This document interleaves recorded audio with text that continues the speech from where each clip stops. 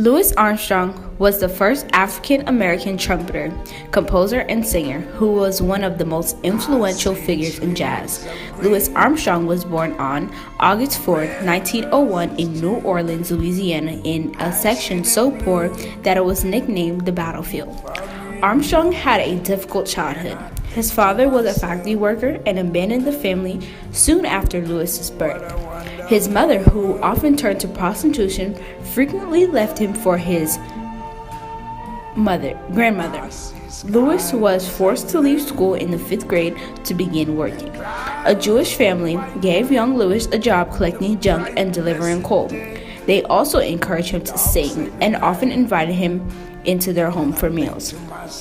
On New Year's Eve in 1912, Armstrong fired his stepfather's gun into the air during the New Year's Eve celebration and was arrested on the spot.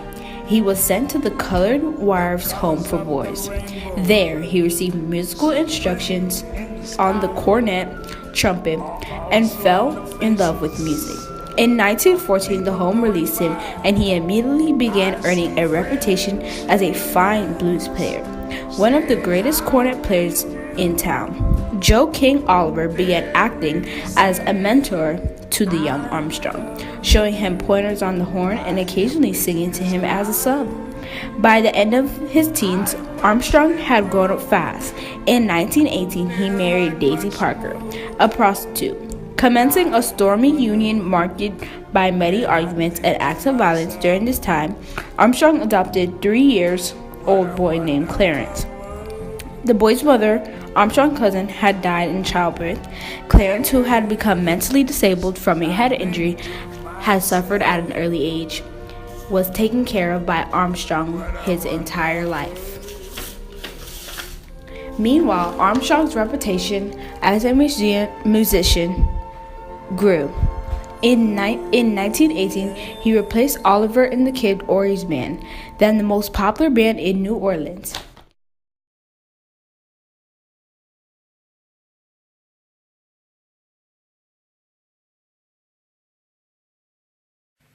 Now, ladies and gentlemen, here's one you all can sing with us. When the Saints Go Marching In.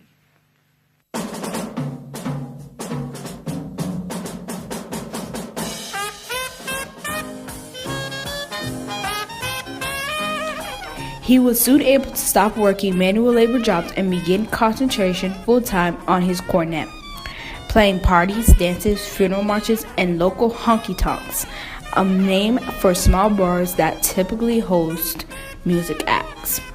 Beginning in 1919, Armstrong spent his summers playing on riverboats, where he honed his music reading skills and eventually had his first encounters with other jazz legends, including Bix Beiderbecke and Jack Teagarden.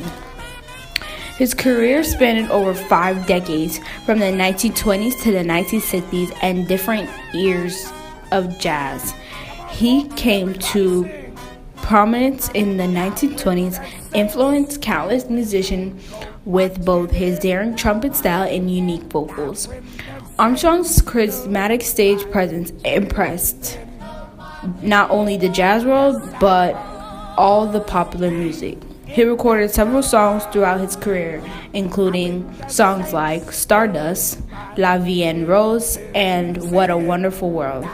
Due his popularity was hitting new heights in 1950s, and despite breaking down so many barriers for his race and being a hero to the African American community for so many years, the struggle for civil was growing tense with each passing year. With more protests, marches, and speeches from African Americans equally wanting rights, to many young jazz listeners at the time, young Armstrong's ever-smiling demeanor seemed like it was from a bygone era, and the trumpeters refused to comment on politics for many years, only further perceptions that he was out of touch. In 1968, Armstrong's grueling lifestyle had caught up with him. Heart and kidney problems forced him to stop performing in 1969. That same year, his longtime manager, Joe Glazer, passed away. Armstrong spent much of his year at that home. He managed to continue practicing the trumpet daily. By the summer of 1970, he was allowed to perform publicly again and play the trumpet. After successful engagement in Las Vegas, he began taking encouragements around the world. However, a heart attack 2 days after Waldorf gig sidelined him for 2 months.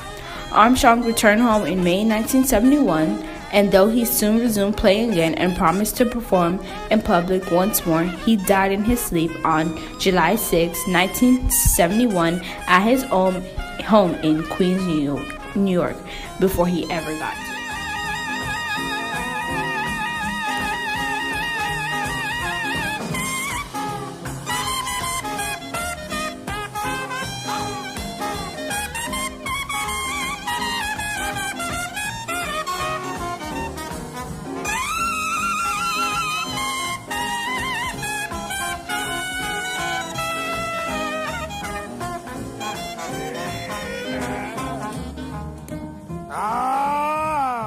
A beautiful audience out there swinging with us. On behalf of Jewel Brown, Billy Kyle, Joe Daringsburg, Summer Young, Billy Crunk, Danny Barcelona, little Filipino boy on the drums, little Arabian boy saxophone. We are very happy to have swung this number for you folks. It's cutting out time now. Before we cut out from here, let's take them saints on down one more time. Now I win the saints. Whoa, boy. When the saints yes, I found in that number. Hit it when you say